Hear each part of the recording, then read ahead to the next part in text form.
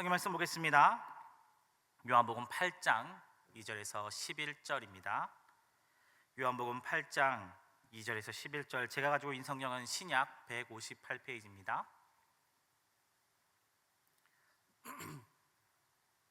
우리 한 절씩 교독하고 마지막 절 함께 읽겠습니다. 아침에 다시 성전으로 들어오시니 백성이 다 나아오는지라 앉으사 그들을 가르치시더니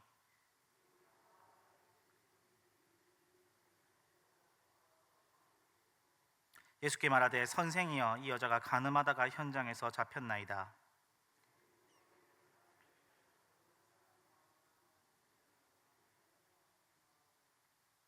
그들이 이렇게 말하면 고발할 조건을 얻고자 하여 예수를 시험함이로라. 예수께서 몸을 굽히사 손가락으로 땅에 쓰시니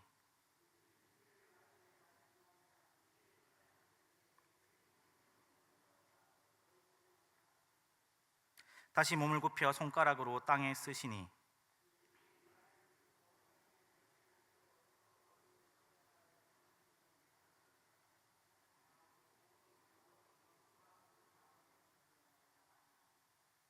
예수께서 일어나사 여자 외에 아무도 없는 것을 보시고 이르시되 여자여, 너를 고발하던 그들이 어디 있느냐? 너를 정죄한 자가 없느냐? 함께 읽겠습니다. 대답하되 주여 없나이다. 예수께서 이르시되 나도 너를 정죄하지 않았노니 가서 다시는 죄를 범하지 말라 하시니라. 아멘. 제가 이런 거 진짜 안 하는데 오늘 해야 될 것 같습니다. 우리 주 얼굴 둘러보시면서 새해 하늘 복 많이 받으십시오. 우리 인사하겠습니다. 새해 복 많이 받으십시오. 하늘 복 많이 받으십시오. 오늘 정말 대단하신 분들입니다. 다들 어디로 가셨을 건데 새해 당일이신데 이렇게 하나님 말씀 듣는 자리에 오신 우리 성도님들 위에 하늘의 복이 가득할 줄로 믿습니다. 오늘 본문은 우리 성도님들도 잘 알고 계시는 본문입니다. 이 예수님께서 성전에서 사람들을 가르치고 계실 때에 서기관과 바리새인들이 음행 중에 붙잡힌 여인을 데리고 와서 예수님 앞으로 나왔습니다. 본문을 보니까 여인을 끌어서 가운데 세웠다라고 되어 있는데 상상력을 좀 동원해 보면 아마 붙잡아 세우고 많은 사람들이 그 여인을 손가락질했을 것입니다. 예수님, 이 여인은 간음하다 잡혔습니다. 예수님, 이 모세의 율법에는 이런 여인들은 다 돌로 쳐 죽이라고 하는데 예수님 생각은 어떠십니까? 이들의 목적은 명백했습니다. 6절이 얘기하고 있는 것처럼 예수님을 고발할 목적으로 지금 이런 일을 벌이고 있는 것입니다. 평소에 바리새인들이 보기에는 예수님은 마치 율법을 폐하러 온 자와 같았기 때문에 마치 예수님께서 돌로 치지 말라고 하면 율법을 잘 지키지 않는 사람으로, 율법을 어기는 사람으로 고발하려고 하고, 혹은 예수님께서 돌로 치라고 말하신다면 예수님 평소에 사랑을 얘기하셨던 분이기에 예수님 스스로 무너질 것이라 생각을 했던 것 같습니다. 예수님, 이 여인을 어떻게 하면 되겠습니까? 당장 돌로 쳐 죽일까요? 바리새인들은 아마 분노한 얼굴로 그 여인을 손가락질하며 예수님의 답을 요구했을 것입니다. 청중들의 모습은 어땠을까요? 물론 조용히 예수님이 뭐라고 얘기하시나 신경을 고세우고 촉각을 곤두세우고 그 이야기를 듣던 사람들도 있었겠지만 똑같이 그 고발하는 바리새인들처럼 그 여인을 막 손가락질하면 아이고, 어떻게 이 유대인들 가운데 이런 짓을 행하다니, 손가락질하는 사람들도 있었을 것입니다. 어떤 사람들은 막 손을 들어서 돌로 쳐라, 그래 돌로 쳐라, 그렇게 거세게 외쳐대는 사람들도 있었겠죠. 그 많은 손가락들, 그 많은 주먹들 사이로 예수님이 조용히 땅에 앉으셨습니다. 그리고 예수님도 손가락을 드셨습니다. 그리고 손가락으로 바닥에 무언가를 쓰셨습니다. 아마 사람들은 일순 조용히 예수님께서 도대체 뭘 하시나 보고 있었는데 참지 못하고 계속해서 아니, 예수님 지금 뭐 하십니까? 지금 손가락으로 뭐 하세요? 그래서 어떻게 할까요? 예수님, 이 여인을 돌로 쳐 죽일까요? 어떻게 할까요? 예수님께 답을 촉구했습니다. 아마 간음 현장에 붙잡혀 왔기에 옷도 제대로 입지 못하고 겨우겨우 천들로 몸을 가린 채 수치심과 눈물로 범벅된 채 두려움에 떨고 있던 여인의 시선도 그리로 향했을 것이고, 도대체 예수님이 뭐라고 얘기하시나, 얘기만 한번 잘못해봐라 내가 어떻게든 이 예수를 고발할 거라 생각했던 그 바리새인들도 그 음성에 집중했을 것입니다. 예수님께서는 그 답을 요구하는 그들의 모습에 잠시 일어서셔서는 7절에 이렇게 말씀하십니다. 너희 중에 죄 없는 자가 먼저 돌로 치라. 그렇게 말씀하시고는 다시 몸을 굽히사 손가락으로 무언가를 쓰고 계셨습니다. 사람들의 시선은 이제 예수님에게서 예수님의 손가락으로, 그리고 예수님의 손가락이 쓰고 있는 그 땅의 무언가로 시선이 옮겨졌을 것입니다. 그리고 그가 쓰고 계신 것과 죄 없는 자가 먼저 돌로 치라는 말이 머릿속에 하나로 합쳐지는 순간 나이가 많은 순부터 하나 둘씩 조용히 사라지기 시작했다고 성경은 얘기하고 있습니다. 그 사람들이 분노로 소리치는 그 현장 가운데서 몸을 굽히셔서 손가락으로 땅에 무언가를 쓰셨던 예수님은 도대체 무엇을 쓰셨을까요? 학자들은 예수님이 쓰신 것이 십계명 내지는 율법의 말씀이라고 이야기하고 있습니다.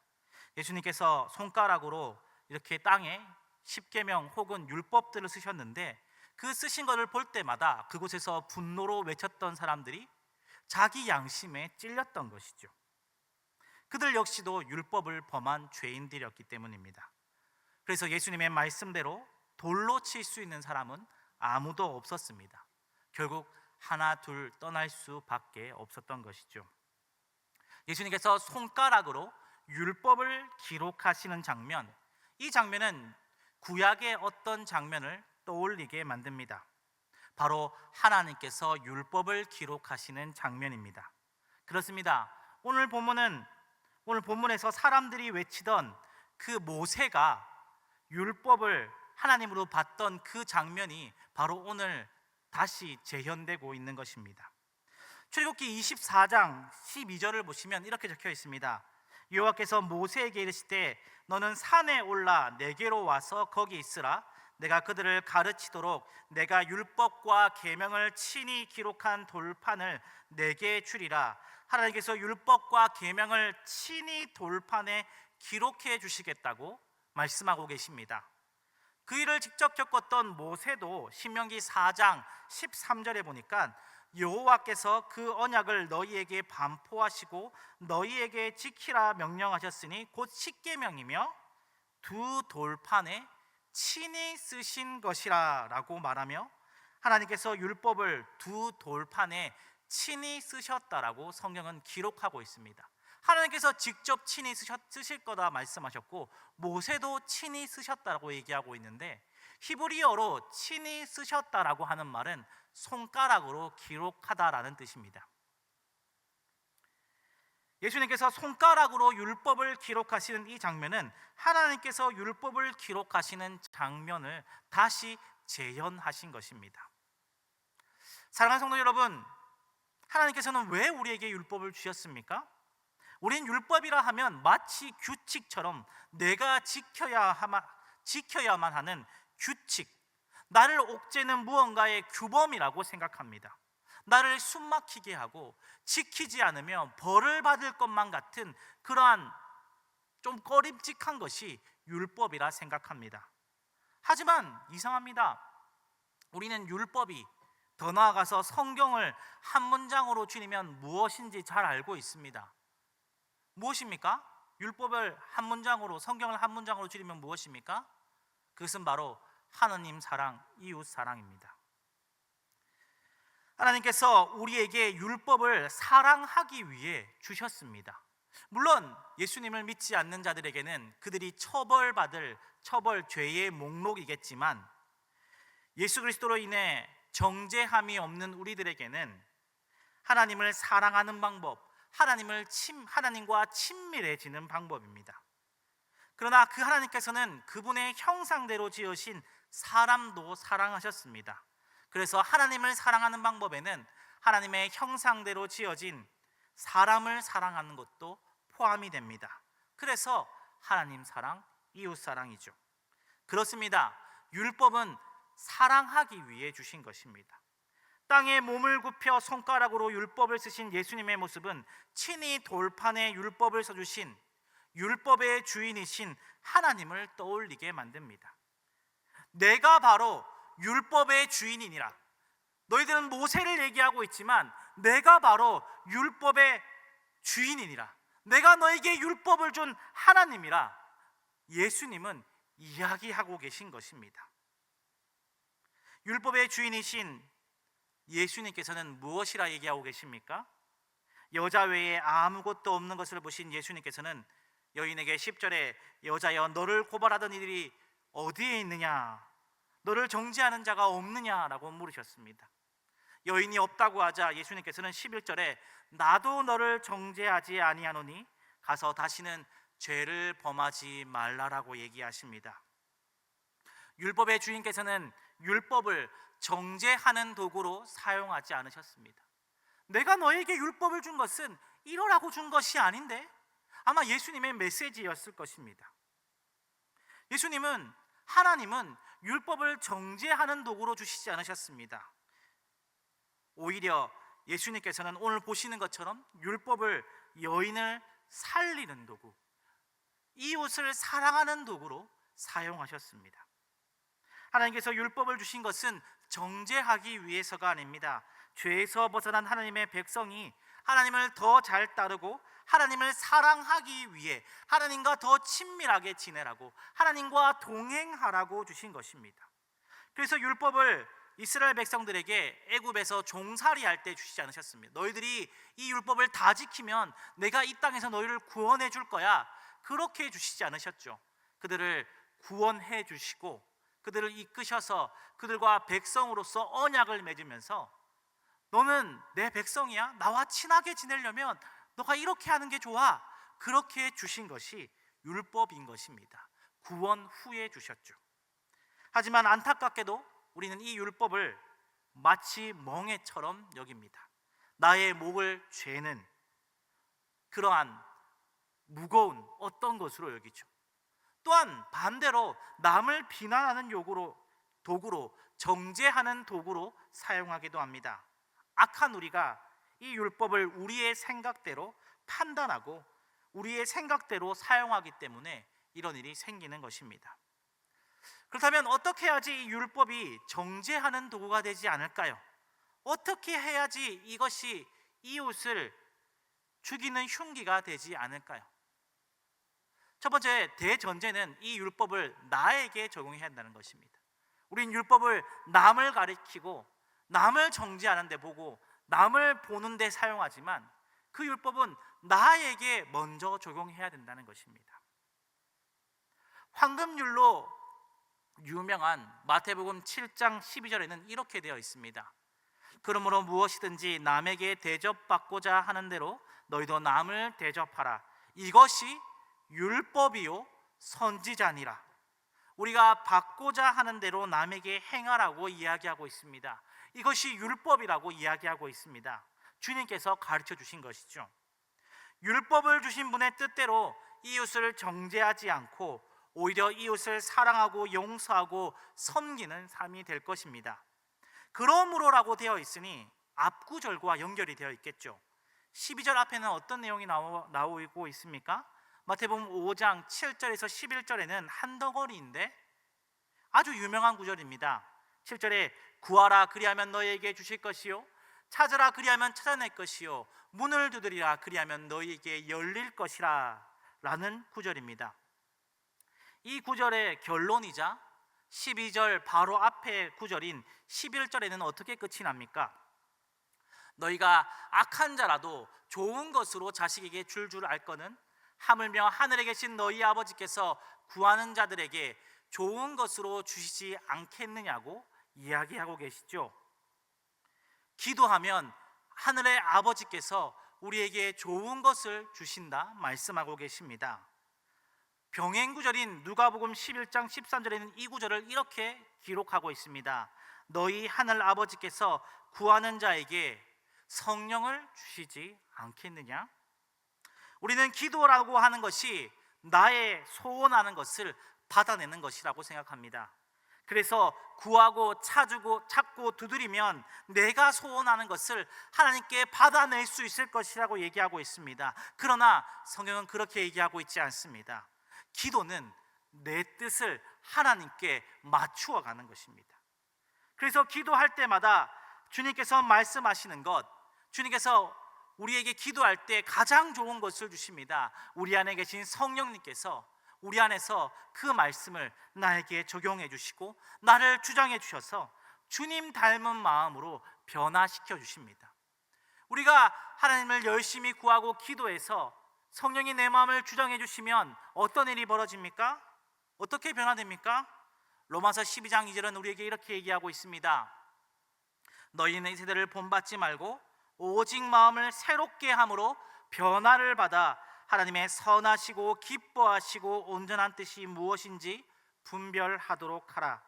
성령님께서 우리의 마음을 주장해 주시고 새롭게 해주시면 그 새롭게 변한 마음이 우리가 오늘 어떻게 하나님의 말씀을 율법을 지키며 살아야 될지, 어떻게 율법의 정신대로 살아야 할지, 어떻게 성경 말씀을 주신 분의 뜻대로 살아야 할지, 온전히 내 삶에 어떻게 적용해야 할지 분별할 수 있는 지혜를 허락해 주십니다. 오늘날 수많은 문제들과 선택들이 우리들에게 있습니다. 하나하나 열거하기도 벅찬, 내가 오늘 무엇을 입어야 되고, 어떤 사람과 만나야 되고, 어떤 말을 해야 되고, 어떤 차를 사야 되고, 어떤 옷을 입어야 되고, 어디에 살아야 되고, 어디를 가야 되고 하는 그 모든 선택과 모든 삶의 일 앞에 성경은, 율법은 때로는 얘기해 주지 않는 것 같습니다. 내가 선택해야 될 것들이 이렇게 많은데 성경은 도대체 뭐라고 얘기하지? 아닙니다.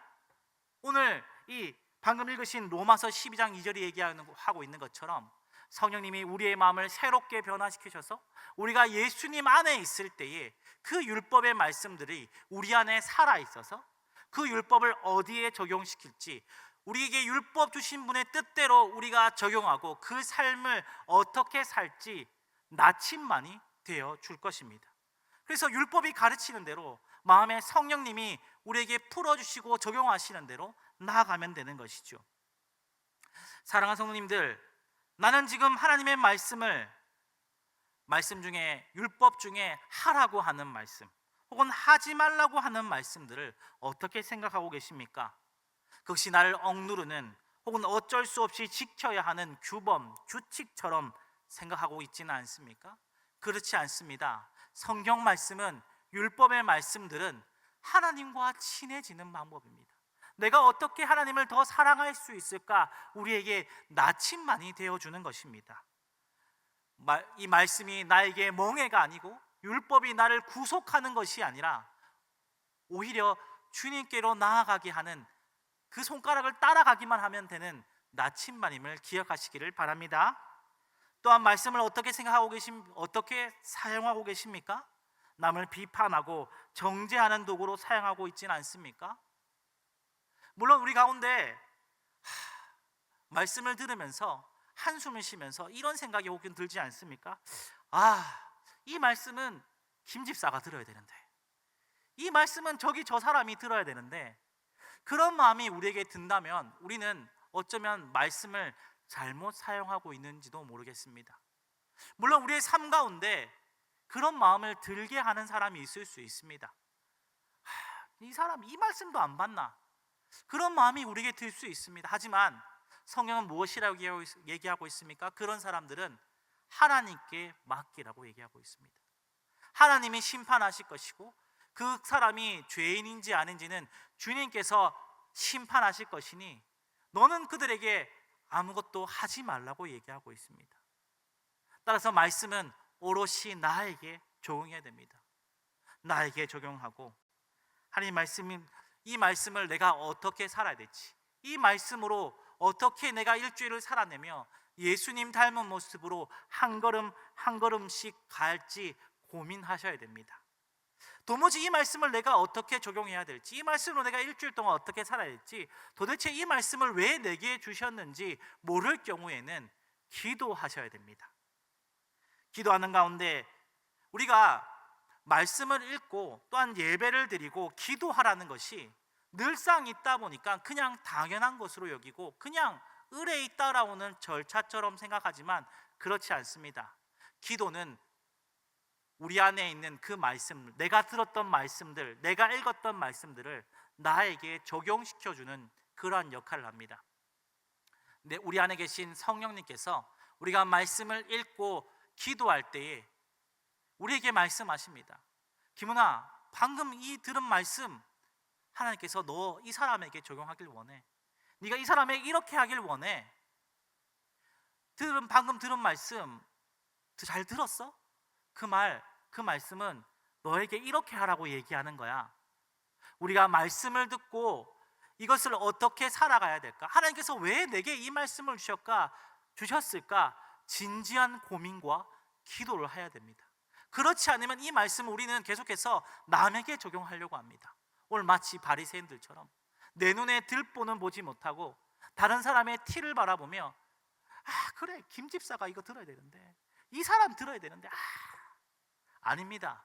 말씀을 들을 때 꼭 기도하면서 이 말씀을 내게 어떻게 적용해야 될까? 진지한 고민과 또 고민이 필요합니다. 하나님, 이 말씀을 왜 내게 주셨습니까? 이 말씀으로 어떻게 내가 주님을 닮아가면 됩니까? 이 말씀이 누구에게 적용하면 됩니까? 이 말씀을 그 사람에게 어떻게 실행하면 될까요? 그러한 진지한 고민과 그 생각들이, 고찰들이 우리를 한 걸음 한 걸음 하나님의 말씀을 통해 주님을 닮은 모습으로 주님께로 다가가게 하는 것입니다. 그리고 기도할 때 그 말씀대로 살아갈 수 있는 힘도 허락해 주시는 것이죠. 사랑하는 성도님들, 말씀을 정리하겠습니다. 하나님의 말씀을 나를 억누르는 멍에나 남을 지적하고 비판하는 도구가 아닌 하나님을 더욱 사랑하고 이웃을 사랑하는 나침반으로 삼고 기도로 그 걸음을 걸어가 하루하루 예수님을 닮아가는 저와 성도님들 되시길 주님의 이름으로 축원합니다. 우리 함께 시간 주의 도를 버리고 함께 찬송 드리겠습니다.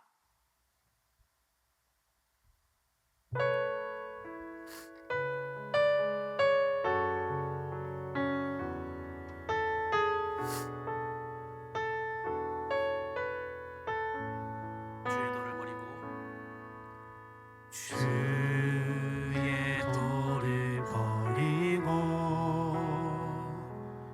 헛된 꿈을 쫓던 우리들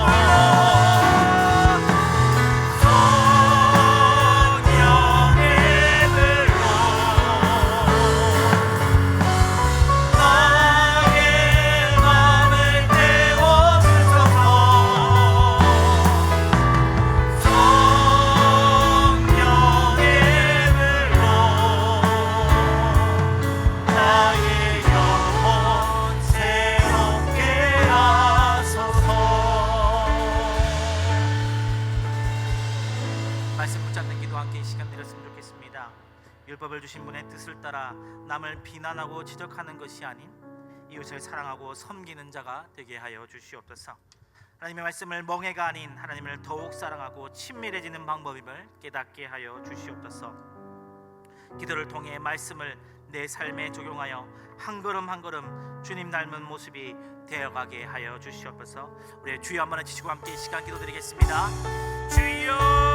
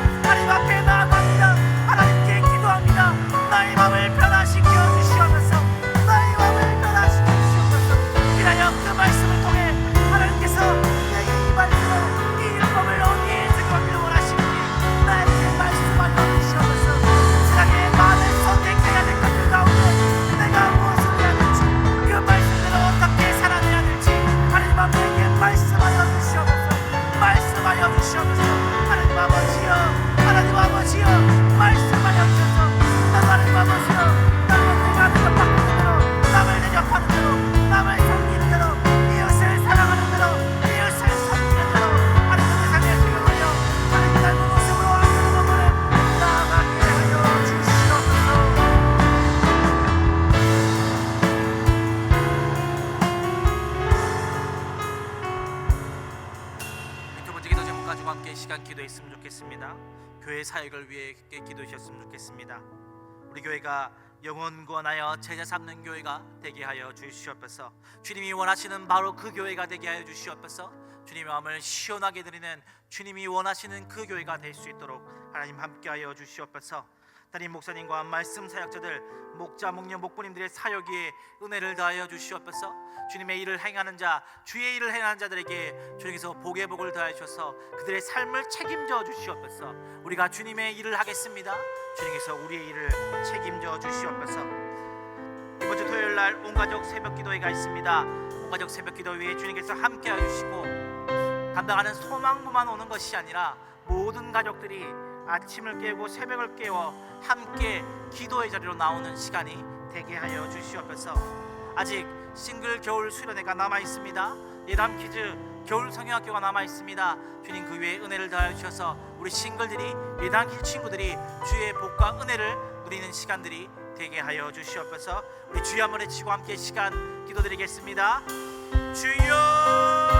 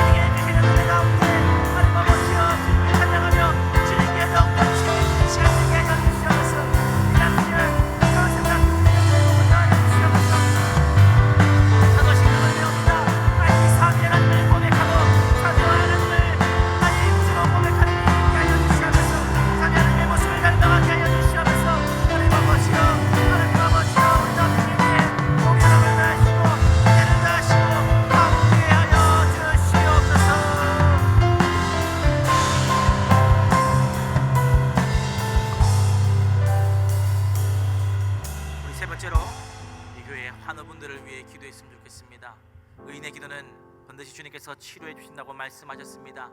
하나님, 우리 가운데 질고 가운데 있는 자들 주님 하루속히 응답해 주시옵고, 하나님 그분들에게 주님 평안을 주시고 치료의 강선을 바라여 주시옵소서. 우리 앞에 계신 분들의 이름을 한 분 한 분 외치면서 우리 함께 시간 환우분들을 위해 주여 한번 외치시고 기도드리겠습니다. 주여, 사랑하는 아버지, 하나님 아버지, 김승환 집사님을 위해서 붙잡아 주시옵소서. 하나님 아버지, 하나님 가운데 있습니다. 과거의 시간이 일어나게 하시고 앞으로의 시간을 가지고 주님께서 인도하시고 체력에 회복되게 하여 주시옵소서. 하나님 아버지여, 감정의 성도님 주문의 누구 가운데 있습니다. 몸의 부정의 감정, 폐에 물이 차 있습니다. 감정 수치의 물을 가져 치유되게 하시며 단면역 아파지지 않도록 주님께서 붙들어 주시옵소서. 주님께서 붙잡아 주시옵소서. 유명한 가운데 있습니다. 몸에 암이 점이 되어 있습니다. 죽을 떨는 부분에 회복되게 하시고 암세포가 숨을 내게 하여 주시옵소서. 이수호동님을 주님께서 붙잡아 주시옵소서. 약해진 체력과 하나님 아버지 하나님 의지를 보여주시고 하나님 아버지 암세포가 제발되지 않게 하여 주시옵소서. 김영환 장님 주님 함께도 붙잡아 주시옵소서. 색조와 가난 가운데 있습니다. 내 있는 암세포가 간절히 되어 세포 동석 치료합니다. 암세포가 삶을 지우게 하시고 현미가 치료되어 하원치를 견디게 해 주시옵소서. 김영환 이사님을 주님께도 붙잡아 주시옵소서. 난성 가운데 있습니다. 모든 수가 정상화되게 하시고 암세포가 제발되지 않게 하여 주시옵소서. 아버지 종들을 주님께서 붙잡아 주시옵소서. 전선 신부름 정대기 음색 가운데 있습니다. 재활진을 통해 모든 기능이 회복되게 하시며 마음이 무너지지 않게 하여 주시옵소서. 우리 김님의 남성이 주님께서 붙잡아 주시고 이세포님 가운데 있습니다. 항암약을 복용하고 있습니다. 간수치의 수치가 되게 하시고 당수치가 올라가지 않고 좋은 컨디션을 누리게 하여 주시옵소서. 아버지, 이봉대 이사님을 주님께서 붙잡아 주시옵소서. 왼쪽 가운데 있습니다. 왼쪽 폐범이 재활치료가 회복되게 하여 주시옵소서. 이근수 성도를 주님께서 붙잡아 주시옵소서. 유정한 산 가운데 있습니다. 약해진 체력을 회복시켜 주시고 암세포가 차발되지 않게 하여 주시옵소서. 신동수 성도를 주님께서 붙잡아 주시옵소서. 유정한 가운데 있습니다. 제발만 제발로 한번 치료 중에 있습니다. 이분들 암세포가 줄어들게 하시고 앞으로 있어져가 영도 주님 지켜주시옵소서. 심한 정신선이 주님께서 붙잡아 주시고 귀한 가운데 있습니다. 세포가 가내장되어 있습니다. 항암제를 통해 암세포가 줄어들게 하여 주시옵소서. 뮤지컬 기사 주님께서 붙잡아 주시옵소서. 전립선 안에 있습니다. 전립선 수술이 하나님 아버지여 치유 가운데 있사오니 하나님 모든 치유가 잘 되게 하시고 감사를 들었으니 스스로 치료되게 하여 주시옵소서. 김말씀 기사님 주님께서 붙잡아 주시옵소서. 이방한 세포는 구설이 정되어 강한자로 풀리는 중이고 있습니다. 또한 기가 끊어져서 술할 수 있는 데를 하여 주시옵소서.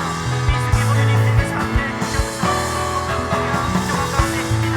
강선 치료와 수술을 주님께서 인도하시고 지치지 않게 도와 주시옵소서. 이영숙 기사님 가끔의 결정 가운데 있습니다. 현재 마주치고 나자 가끔의 결정을 하고 있습니다. 하지만 수간이 무한 이상으로 유지되게 하여 주시옵소서. 주여, 주여, 어느 명단을 주님께서 맞춰드리오니 주님께 맞춰드리오니 주여 그들을 치료하시고 낫게 하여 주시옵소서. 치료의 강산을 말해 주시옵소서. 하나님 아버지 속지 낫게 하시고 은혜를 베어 주시며 하나님 아버지여 은혜를 더하여 주시옵소서. 함께 하여 주시옵소서.